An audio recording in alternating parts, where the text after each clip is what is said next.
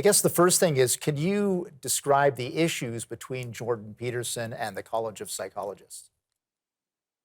Well, essentially, in that case, what's going on is that the college received complaints by people who were not Dr. Peterson's patients and had taken issue with things he posted on Twitter.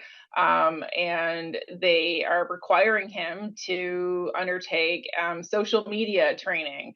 And I mean, when you look at the actual complaint itself, and Dr. Peterson's posted part of it online, it's a lot of people who, they take an issue with his commentary, his opinions, and specifically tweets that he posted about Trudeau and what most people would probably call, like, conservative, small c conservative leaning opinions. Where does it stand right now?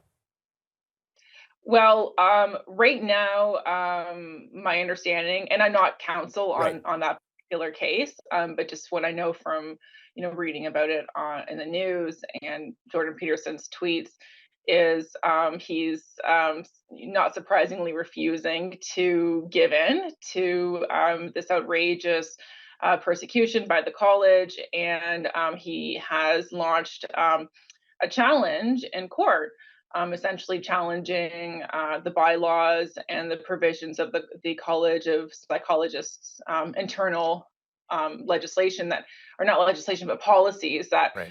are enabling them to basically go after Dr. Peterson for having opinions that people don't like. Right. Okay. So let's pivot from that sort of discussion, which I guess is kind of well known in any event, and talk about something that you've been concerned about and you've written about, co-written with your law partner, Michael Levitt, who's also been on the program a few times. So how does this kind of debate or this case even impact on workplace, employer, employee relationships and dynamics?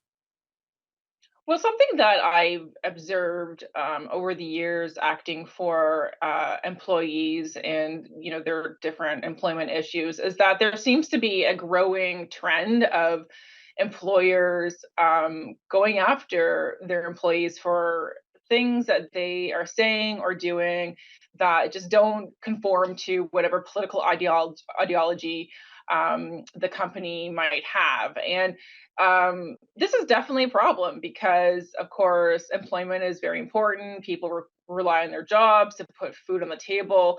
And when you have situations where companies are really reaching beyond the perimeters of what is their responsibility and hauling people into meetings with HR because they posted something on Twitter or they donated to a certain cause that they don't, as a company, support or identify with, that becomes a really big problem, and I think a violation of people's human rights.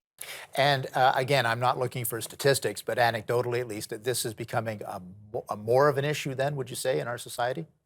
Absolutely, because what's really happening is a lot of companies are participating in what people would call stakeholder activism. So you have companies that are just hopping on bandwagons of different causes, different issues, in hopes that it'll, make them more appealing to consumers, or maybe they're being subjected to pressure by consumers.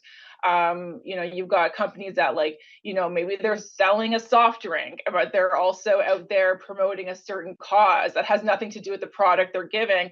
And what they seem to be expecting employees to do in a lot of cases is conform to whatever the ideology or mission of that company is. And I mean, where I see a lot of cases is are people who are disciplined for Right. having, small c conservative views. We're going to hold that thought because we do have to take a little bit of a break here, but we'll be back with our guest shortly.